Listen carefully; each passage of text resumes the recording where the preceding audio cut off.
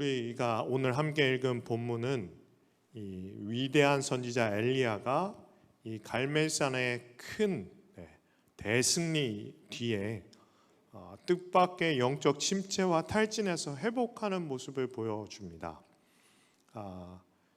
큰 영적 전쟁의 승리 뒤에는 공교롭게 따라오는 게 또 영적 침체가 바로 붙어서 따라옵니다. 성공의 쇼크에 대비하라는 말이 있잖아요. 위대한 영적 승리 뒤에 이 뜻밖의 복병이 항상 우리 뒤통수를 칠 수가 있습니다. 여리고 성의 승리 뒤에 아이성의 뜻밖의 패배가 왜 왔던가를 우리가 기억해 볼 필요가 있죠. 그러니까 하나님은 이 이세벨 왕비의 협박 한마디에 놀라서 이 100km가 넘는 브엘세바까지 단숨에 도망간 이 엘리야를 붙들어 세우셨습니다. 그리고 먹이시고 재우시고 쉬게 하셨죠.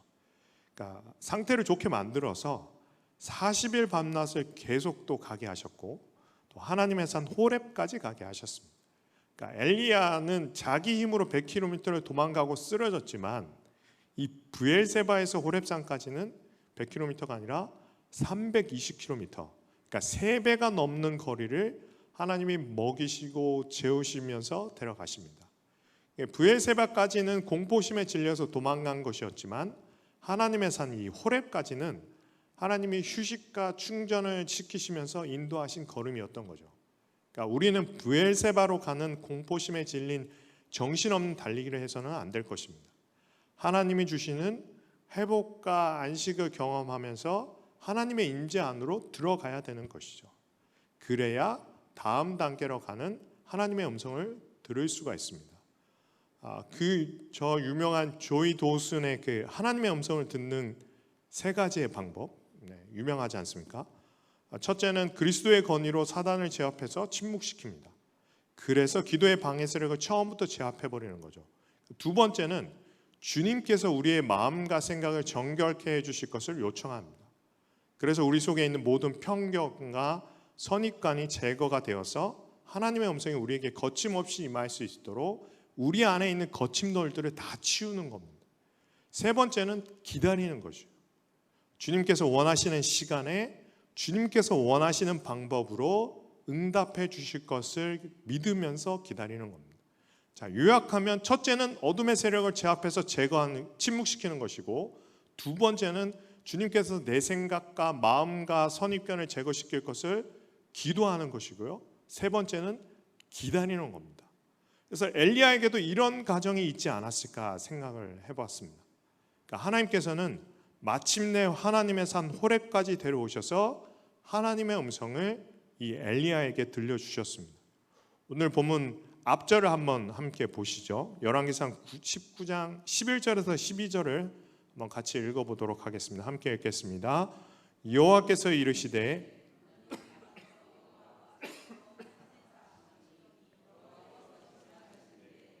여호와 앞에 크고 강한 바람이 산을 가르고 바위를 부수나 바람 가운데에 여호와께서 계시지 아니하며 바람 후에 지진이 있으나 지진 가운데에도 여호와께서 계시지 아니하며 또 지진 후에 불이 있으나 불 가운데에도 여호와께서 계시지 아니하더니 불 후에 세미한 소리가 있는지라.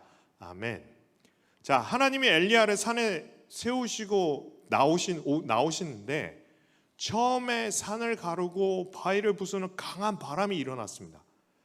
엘리야가 역시 하나님은 어깨 힘을 좀 뽕을 좀 넣으시고 가오를 잡으시고 오시는구나 하고 이 무협 영화 주인공처럼 바람 속에 주님이 오시겠지 하고 했는데 바람 속에 주님이 오시지 않았습니다.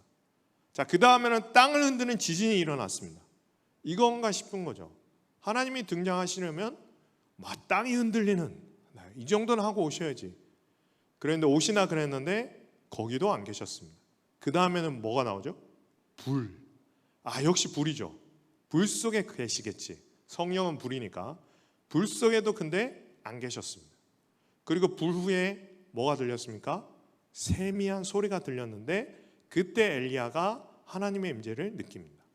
자, 크고 강한 바람, 지진, 불, 그리고 세미한 소리. 자, 만약에 여러분이 하나님이 어떻게 오실까 시험을 치신다면 1, 2, 3, 4번 사지선다 어떤 답안을 체크하시겠습니까? 우린 거의 다 틀릴 거예요. 우리 말씀을 봤으니까 세미한 음성 4번이 아니고 우리가 그냥 그 시험을 본다면 어떻겠습니까? 우리가 보기에 성격적으로 바람, 불, 지진 이런 거에 하나님이 많이 오시지 않을까요? 거기다 답을 썼을 텐데 아니라는 겁니다. 하나님께서 거기에 아니 계시다라는 말을 3번이나 반복해서 나옵니다. 성경에서는 쓸데없는 말을 쓰지 않죠. 하나님께서는 너희가 생각하는 방법으로 움직이지 않는다는 것을 계속 강조해 주시는 것입니다. 그렇게 특이하고 요란한 방식으로 자신을 나타내지 않으십니다. 불과 바람과 지진은 우리가 별로 노력을 기울이지 않아도 우리 소리를 줄이지 않아도 금방 알 수가 있는 광경이죠. 그러나 세미한 소리는 내가 완전히 비워지지 않으면 들을 수가 없는 겁니다. 내가 완전히 깨지지 않으면, 철저하게 외로워지지 않으면, 완전히 겸손해지지 않으면 들을 수 없는 소리예요. 사람들이 기대하는 엄청난 종교적인 현상이 아니라 하나님께서 세미한 소리 가운데 오셨다. 마치 하나님은 엘리야에게 그렇게 말씀하시는 것 같습니다. 아들아, 엘리야야, 너가 좋아하는 예배와 내가 좋아하는 예배는 다르다. 너가 생각하는 은혜의 현장과 내가 부어주는 것은 다르다라는 것이죠. 우리 이사야 30장 15절에서 17절 말씀 한번 같이 읽겠습니다. 함께 읽겠습니다. 주 여호와 이스라엘의 거룩하신 이가 이같이 말씀하시되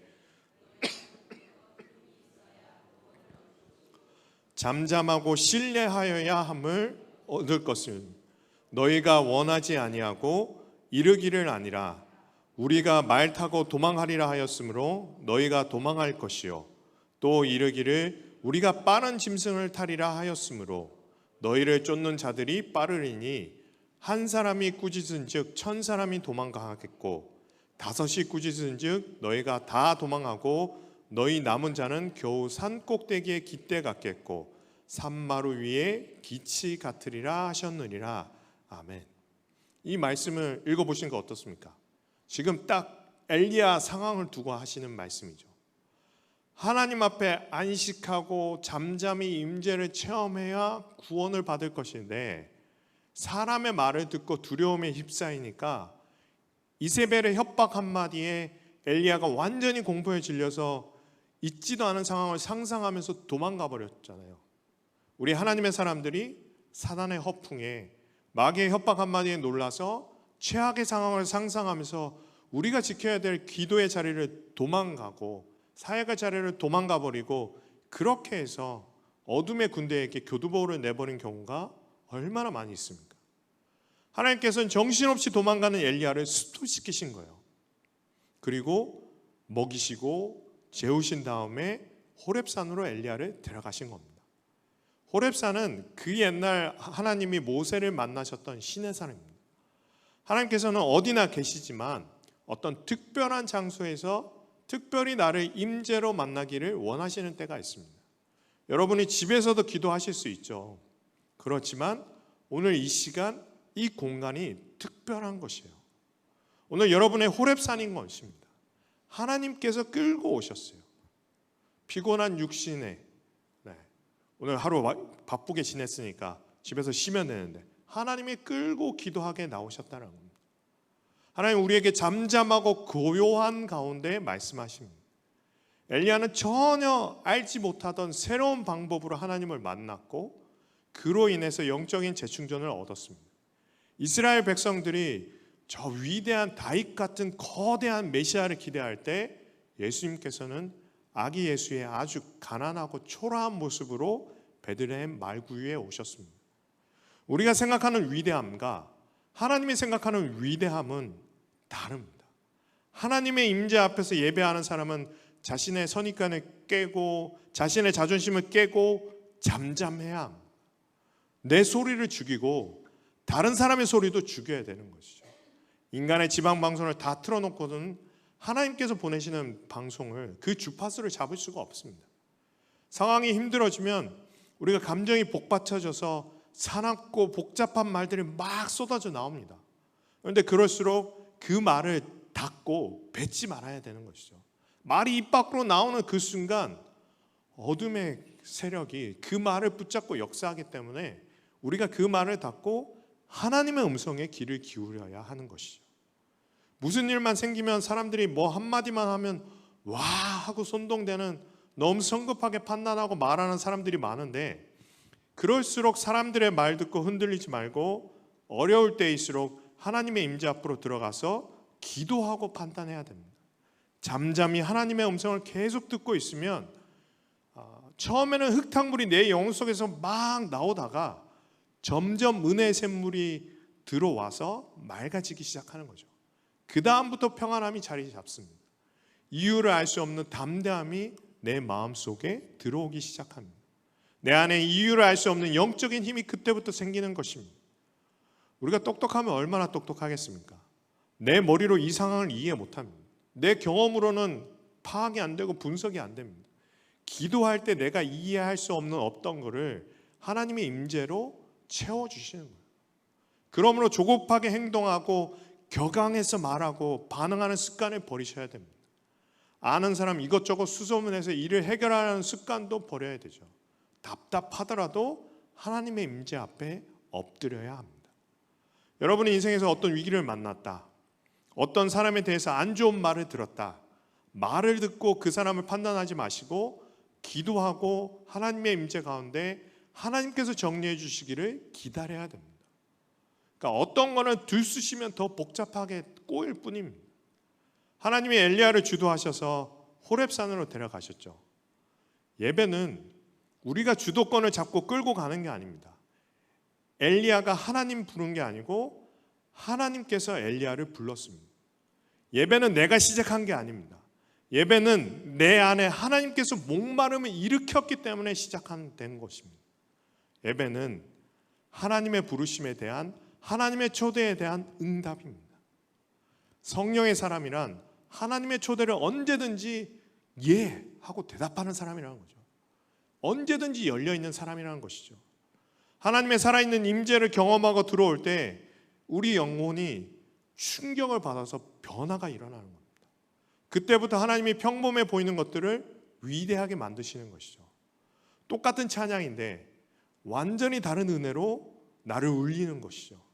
똑같은 성경 구절인데 계속해서 봐오던 성경 구절인데 완전히 다른 임팩트가, 충격이 내 안에 있는 겁니다. 말할 수 없는 하늘의 영광이 예배 임재 안으로 들어오는 사람에게 그렇게 일어나는 것이죠. 하나님의 임재가 불처럼 바람처럼 지진처럼 온 것이 아니라 세미한 소리로 오십니다. 이 세미한 소리를 알아들 수 있게 하기 위해서 하나님의 그 세미한 소리에 반응할 수 있는 마음밭을 준비시키기 위해서 하나님께서 40일 동안 엘리야를 힘을 빼게 하시고 먹이시고 재우시고 회복시키시면서 320km 하나님의 산으로 이동시키신 것이에요. 그곳은 이세벨의 무서운 위협이 전혀 느끼지 않는 곳이었습니다.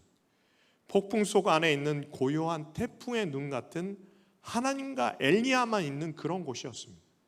하나님은 그곳에서 여러분에게 말씀하기를 원하십니다. 오늘 이 기도의 자리가 그런 곳이 아닌가라고 믿습니다. 엘리야는 지금 탈진 상태예요. 하나님이 말씀하시기에는 최악의 상태라고 엘리야 스스로는 생각했겠지만 하나님께는 최고의 타이밍이고 최고의 때입니다. 오늘 하나님이 여러분에게 말씀하시기에 가장 좋은 타이밍입니다. 엘리야는 모르고 있지만 하나님의 임재 앞에서 음성을 듣고 있는 이 사이에 하나님은 이미 엘리야의 몸에, 그 지친 몸에, 마음에 생기를 불어넣고 계셨습니다. 우리는 모르고 있지만, 우리는 보지 못하지만 여러분 기도하고 있는 이 순간 여러분 안에 이미 성령께서 여러분의 온 몸을 만지고 계십니다. 온 영혼을 만지고 계십니다. 그래서 지금 내 병든 인격을 치유하시고 하나님이 이런 문제도 아실까 생각하고 있는 여러분의 기도 제목을 이미 하나님께서는 내리는 이슬에 우리도 모르게 옷이 젖어버리듯이 이미 하나님의 은혜는 여러분의 문제를 다 적시고 있는 줄로 믿습니다. 이미 해결하고 있고 여러분의 상처는 지금 피 흘림이 멈췄고 하나님의 치유하는 능력이 이미 여러분 가운데 임하고 있는 줄로 믿습니다. 엘리야를 이렇게 예배의 임재로 충전시키신 하나님께서 새로운 사명을 주십니다. 오늘 본문 15절에서 16절에 나오죠. 하나님께서 엘리야를 회복시키신 다음에 바로 영적 전장으로 다시 투입하십니다. 이게 굉장히 중요합니다. 그러니까 어떤 분은 상처가 많대요. 치유받아야 돼요. 그런데 치유는 전쟁터로 다시 투입하기 위해서 치유받는 겁니다. 그래서 교회는 주님의 병원이 아니라 주님의 군대라고 얘기하는 것이죠. 상처에 치유받은 사람이 가장 먼저 해야 될 일은 다시 영적 전쟁터로 투입되는 겁니다. 엄청난 일을 다시 시키시는 거예요. 하사엘과 예후와 엘리사를 세우심으로써 이스라엘의 다음 정치, 경제, 종교, 역사가 확 바뀌어버립니다. 마치 첫 번째 도미노를 넘어뜨리는 것 같은 엄청난 역사의 파장을 불러일으키시는 일을 이 엘리야를 통해서 다시 시키시는 거예요. 상상도 못했던 새로운 사역의 장으로 엘리야를 인도하셨습니다. 여러분, 엘리야는 지금 자기 영적인 침체를 구하는 게 더 급했는데 하나님께서 그것은 거대한 그림의 작은 퍼즐 조각 하나에 불과했습니다. 우리가 우리 자신의 문제에 너무 오래 집중해서 불뜨고 앉아있으면 그 문제만 더 악화될 뿐입니다. 여러분 아십니까? 문제를 문제시키면 더 큰 문제가 된다는 것을요. 그래서 문제가 있지만 다른 걸 해야 되는 거예요. 가정이 완전히 안정될 때까지는 사역할 수가 없습니다. 저는 경제적으로 안정될 때까지는 주님께 헌신할 수 없겠습니다. 이런 말들을 하시는데 이런 말은 못하겠다는 거죠. 다 상처 입은 채로 그냥 하는 겁니다. 힘들지만 몸을 움직여서 헌신하시고 봉사하시고 사역하시는 겁니다. 그렇지만 주님께서는 오히려 그 사역을 통해서 여러분을 살리신다는 거예요. 물론 적당한 휴식과 새로운 영적 재충전은 필요하지만 너무 오래 영적 침체를 붙들고 앉아있으면 오히려 큰일 납니다. 나는 침체 상태다. 영적으로 좀 쉬어야 된다. 상태가 안 좋다. 특별관리가 필요하다. 여러분, 그리고 그게 1년, 2년, 3년, 10년 그렇게 오래가는 영적 침체는 없는 겁니다. 슬럼프가 너무 오래가면 그건 못하는 거죠. 슬럼프가 아니라. 그렇기 때문에 밤깃도록 주와 함께 동상 안에 있고자 하나 힘든 세상에 할 일이 많아서 날 가라고 명하십니다. 우리 주님은 나를 치유하는 분이시지만 치유한 나를 반드시 다시 보내시는 분이시라는 것을 기억하십시오. 놀고 먹으라고 치유한 게 아니라 자기 혼자 호익호식하라고 복 주신 게 아니라 살리셔서 여러분을 쓰시려고 살리시는 겁니다. 그걸 위해서 지금 준비하시길 바랍니다. 순종한 사람에게는, 주님의 일로 땀 흘려 본 사람에게는 영적인 기쁨이 있습니다. 세상에 알 수 없는 기쁨이 있어요.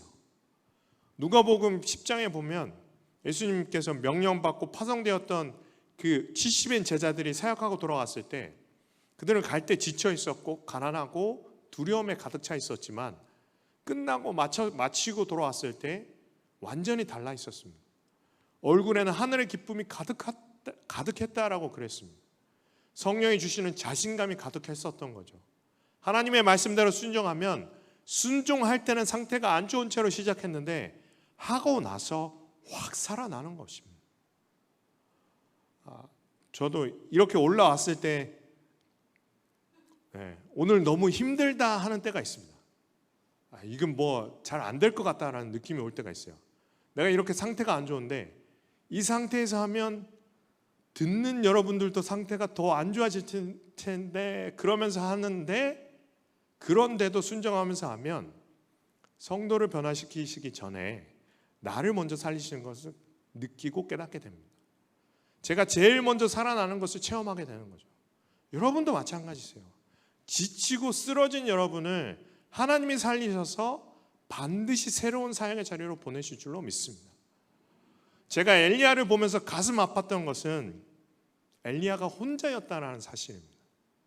이 영적인 침체를 겪는 모든 상황 속에서 내 옆에 진심으로 마음을 터놓을 수 있는 영적인 친구들이 없었다라는 거예요. 그 문제를 하나님께서 정확하게 짚으셨습니다. 18절 한번 보겠습니다. 18절 말씀 함께 읽겠습니다. 그러나 내가 이스라엘 가운데에 7,000명을 남기리니 다 바알에게 무릎을 꿇지 아니하고 다 바알에게 입맞추지 아니한 자니라. 아멘. 엘리야가 이 말을 듣고 깜짝 놀랐을 것 같습니다. 엘리야는 신실하긴 했지만 조금 왕자병이 있었던 것 같아요. 내가 아니면 누가 하나님의 일을 하냐? 내가 없으면 이 시대에 하나님의 종은 씨가 말랐을 거야. 내가 마지막 보루다. 내가 쓰러지면 끝이다. 그런데 하나님께서는 그 다음에 구원투수가 한 명도 아니고 몇 명이요? 7,000명을 준비시켜 놓았다는 거죠. 수준도 엘리야보다 떨어지는 사람들이 아니었습니다. 다 바알에게 무릎을 꿇지 않았다. 엘리야, 너 이상의 영적인 힘이 있는 사람들이다. 다만 갈멜산의 기적같이 표면으로 드러나지 않았을 뿐이지, 유명하지 않았을 뿐이지, 너 정도의 영적인 내공을 가진 자들이 영적 고수들이 많다. 그러므로 너는 용기를 가져라 하는 것이죠. 그러면서 하나님이 주신 말씀하지 않은 팁은 한번 그들을 찾아봐라.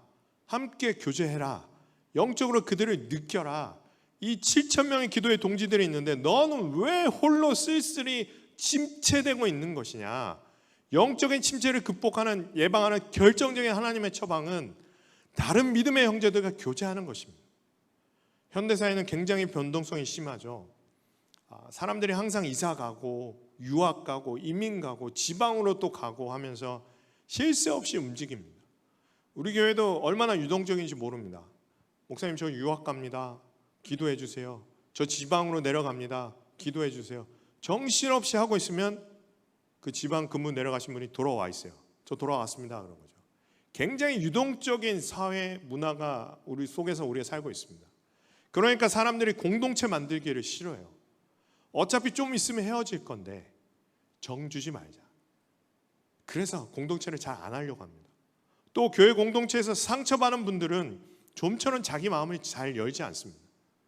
나 다시 상처나 안 받을 거야. 이 교회에서는 예배만 드리고 조용히 다닐 거야. 그런데 그것은 어둠의 음성인 거죠. 여러분이 상처받았지만 그 상처 때문에 평생 그렇게 살 수는 없지 않습니까? 그렇지 않습니까? 어떡하겠습니까? 상처를 극복해야죠. 그리고 여러분이 받은 만큼 어쩌면 여러분도 주고 왔다라는 걸 아시고 다시 공동체를 시작하셔야 됩니다. 마귀는 항상 하나님이 주신 축복을 자꾸 타락시키고 오염시킵니다. 공동체가 너무나 소중하니까 마귀는 자꾸 역기능으로 공동체를 통해서 상처를 주고 그 상처에 대한 반응으로 공동체에 대해서 마음을 열지 않게 하는 겁니다. 그래서 혼자 사는 것이 멋있는 것처럼 저 제임스 딘의 고독한 이미지, 이방인처럼 사는, 고독을 굉장히 멋있는 걸로 미화시켜놨는데 전혀 안 멋있는 거죠. 굉장히 비참한 겁니다. 성경은 우리가 공동체로 살아가라고 말합니다. 그래서 삼위일체 하나님께서도 성부, 성자, 성령 삼위의 공동체로 존재하시는 모습을 우리에게 보여주시지 않습니까? 그래서 하나님께서 우리의 형상대로 사람을 만드신 게 바로 그겁니다. 성부, 성자, 성령의 팀워크. 남자를 만드신 뒤에 또 바로 여자를 만들어서 함께 살게 하셨습니다. 가정은 하나님이 시작하신 공동체의 가장 기본적인 단위입니다. 남자가 홀로 있는 것이 하나님 보기에 좋지 않았다. 정상이 아니다, 이 말이죠. 하나님께서 홀로 독야청청하면서 살면 반드시 무너지신다는 걸 아셨습니다. 마귀는 사람을 공격할 때 개인으로 공격하지 공동체를 못 뚫습니다. 그러니까 아담과 하와가 떨어져 있을 때 하와를 먼저 친 거죠. 그래서 같이 붙어 있어야 되는 겁니다. 그래서 구약 성경에 나온 이스라엘 역사를 쭉 보면 항상 하나님의 뜻은 공동체였습니다. 개인의 삶도 공동체와 깊이 연결되어 있습니다. 이스라엘 백성이 움직일 때 한 사람이 범죄하면 전체가 전쟁에서 졌습니다. 그래서 그 사람을 처리해야 전체가 다시 살아났습니다. 복을 받든지 저주를 받든지 공동체는 운명을 같이 하는 겁니다. 신약 성경에서도 공동체였습니다. 예수님께서 혼자 못하시는 분이십니까? 12제자 필요했을까요? 어떤 비서는 있는 게 더 힘들 때가 있죠. 12명이 다 그런 사람들이었는데 예수님께서 데리고 다니시면서 공동체의 표본을 우리에게 보여주셨습니다. 예수님은 선교를 보내실 때도 항상 2명씩 짝지어서 보내셨습니다. 예수님께서는 영성의 깊이를 알아보시는 가장 확실한 방법을 공동체를 만들 수 있는 능력이라고 하셨습니다. 만약 너희들이 서로 사랑하면 이로써 내 제자인 줄 알리라 말씀하시지 않습니까? 성경 통독을 100번 하면, 산기도를 가면, 방언을 하면 내 제자가 아니라 너희들이 서로 사랑하는 공동체를 만들면 사람들이 내 제자인 줄 알 것이다. 오순절 성령 강림도 베드로, 요한 이런 사람만 가서 계시를 받고 내려온 게 아니라 그런 건 이단들이죠. 그런데 하나님의 교회는 120문도 똑같이 성령 받는 겁니다. 우리는 은혜도 같이 받고 능력도 같이 받는 겁니다. 그리고 선교 갈 때도 항상 팀으로 이뤄서 가는 것이죠. 우리 교회가 선교팀을 활성화할 때도 홀로 나가지 않지 않습니까? 영성훈련도 항상 단체로 소그룹으로 하는 겁니다. 그래서 초대교회의 목회 서신을 보면 전부 다 수신인이 복수입니다. 디보데야, 너만 읽어야 돼. 너 혼자 몰래 봐라. 돌아가시기 전까지 자기 비법을 공개 안 하는 그런 어떤 식당 할머니처럼 이러는 게 아니었다라는 말이죠. 모든 사람이 돌아가면서 읽어라. 모든 사람이 함께 가는 거다. 하나님이 모든 초대교회에 주신 영성훈련의 핵심은 그거였습니다. 서로 사랑하라, 서로 존중하라, 서로 섬기라, 서로 용납하라, 서로 용서하라, 서로 기도하라. 공동체였다니까요. 초대교회의 핵심은 이렇게 거룩한 공동체를 만들기였습니다. 우리 교회도 기도하는 은혜의 공동체로서 인간의 정과 체면이 아닌, 의리가 아닌 정말 하나님의 영으로, 성령으로 예수의 보혈로 단단하게 뭉치는 공동체가 되기를 축복합니다. 우리가 함께 손잡고 기도할 때 우리를 하나 되게 하신 예수의 피가 느껴지게 될 것입니다. 때로는 오해하고 상처 주는 일이 있지만 우리는 영적으로 가족이잖아요. 가족이기 때문에 결코 헤어지는 일은 없습니다. 마귀는 끊임없이 우리 사이를 이간질시키려고 할 것이지만 우리는 함께 기도하면서 그걸 이겨내야 되는 거죠. 서로 힘들어도 도망갈 수 없다라는 거 하나님께서 그렇게 말씀하십니다. 엘리야, 넌 혼자가 아니야. 내가 너와 함께 있다. 그리고 너의 옆에 하나님의 형제들이 있다. 우리 주님께서 여러분에게 그렇게 말씀하고 계십니다. 힘들고 지치고 낙심하고 있을 때 넌 혼자가 아니야. 내가 너와 함께 할 것이고 내가 준비한 믿음의 형제 자매들이 너 옆에 있으니 손을 내밀어라. 그들의 손을 잡아라. 그리고 기도를 부탁해라. 부끄러워하지 말고 서로가 함께 서고 서로가 함께 기도하는 것이다. 사랑하는 여러분, 여러분은 결코 혼자가 아니십니다. 하나님이 함께 하시고 우리 믿음의 교회가, 우리 믿음의 공동체가, 우리 교회 형제 자매들이 여러분들과 함께 하십니다. 지난 상처를 털어버리시고 이 공동체 안으로 쑥 들어오셔서 기도를 서로 부탁하십시오. 서로에게 기도의 용사가 되셔서 형제 자매들끼리 서로 뭉쳐서 기도하는 그런 축복이 있기를 주님의 이름으로 축원합니다.